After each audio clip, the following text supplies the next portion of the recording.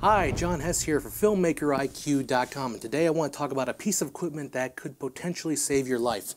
And no, I'm not using that term lightly as in save a shot or something like that. No, at 5 a.m. one morning I woke up to a strong smell of ozone. Now ozone is that electronic smell, the smell of charged batteries. It was very early in the morning. I didn't really think much of it. I'm not used to getting up that early. But then I started hearing this loud clicking noise. Click, click, click, click, tick, tick, tick, tick, tick.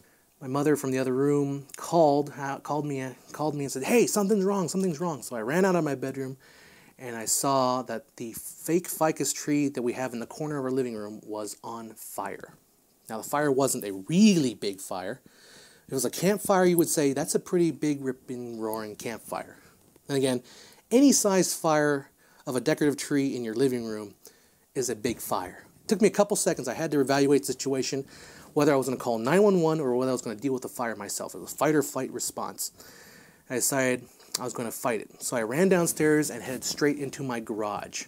I had purchased a fire extinguisher for my film My Emily, which I made about 2 years ago. I had a scene in it where we were on a public beach around a campfire, and I had the fire extinguisher just in case something got it out of control. I'm lucky I still had it. I kept it with all my other equipment. I grabbed it, gave it a quick test puff, and ran back into the living room, aimed it at the base of the fire, pushed the lever, and 2 seconds later, I emptied out the tank and the fire was gone. This is what remains of the electrical device I think started the fire. It's a battery charger for RC battery packs that I use for my helicopter. My guess is that this battery charger, this completely, can't even tell what it is, piece of carbon here, shorted out. Then it caused these batteries, the wires on the batteries, to melt. And the terminals, positive and negative, came in contact with each other. And they started sparking. And that was the source of the noise. Click, click, click, click, click. It was sitting very close to my ficus tree, which had some fake moss on it.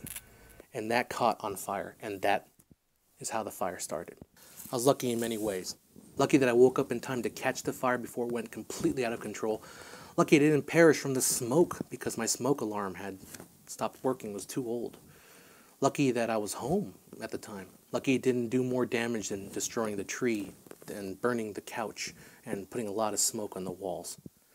But I can honestly say this, having a fire extinguisher around saved my life and my home. Now it's easy to get skittish about electricity and saying, oh, never ever do, never work with electricity. As a DIYer, I have rigged up hundreds of devices myself, electronics, without having any problems before. Knock on wood. This fire was caused by a shoddy piece of equipment that was put way too close to something very flammable. But that doesn't mean that accidents can't happen. And when they do, this becomes the most important piece of equipment you can possibly own. So on a set, off a set, make sure you have a fire extinguisher nearby and you know how to use it. Just practice common sense, safety, filmmaking habits. My name is John Hess. I'll see you at FilmmakerIQ.com, and always remember, stay safe.